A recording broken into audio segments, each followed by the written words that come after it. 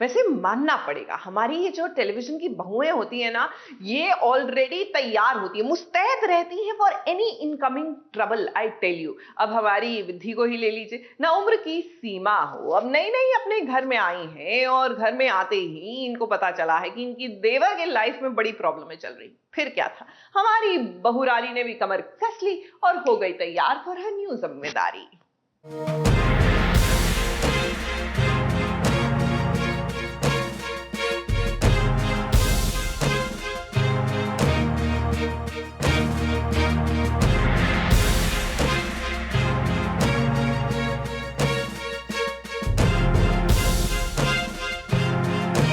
देवर भाभी का रिश्ता भाई बहन के रिश्ते से कम थोड़े ही होता है, और वैसे भी विधि का कोई भाई नहीं है, तो यहाँ पर वो अपने देवर को अपना भाई ही समझ रही है और अपने इस देवर की इस शादीशुदा जिंदगी में वो खुशियाँ लाना चाहती है।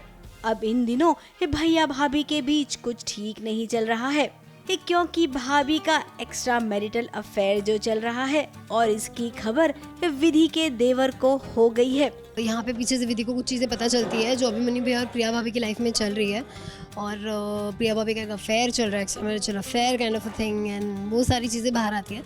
तो Vidhi being Vidhi, she is trying to fix things. वो चाहती है कि सबकी ज़िंदगी में खुशियाँ रहे, परिवार में खुशियाँ रहे, तो बस वो उसी जद्दोजहद में लग गई अभी तो फिलहाल।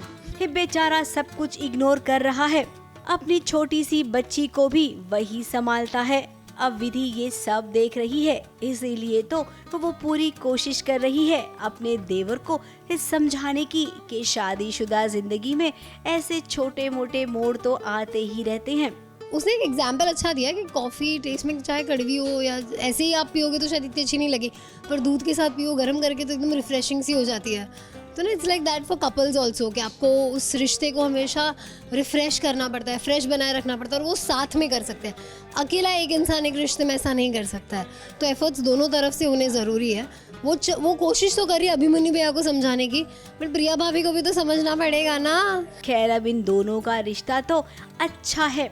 अभिमन्यु विधि को बहुत मानता है, इसीलिए उसकी बात वो सुनेगा, और आगे उम्मीद करते हैं कि विधि जल्द से जल्द प्रिया को भी समझा ले।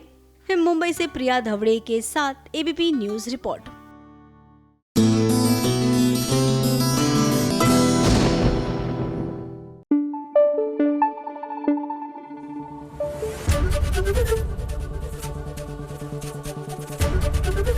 एबीपी न्यूज आपको रखे आगे।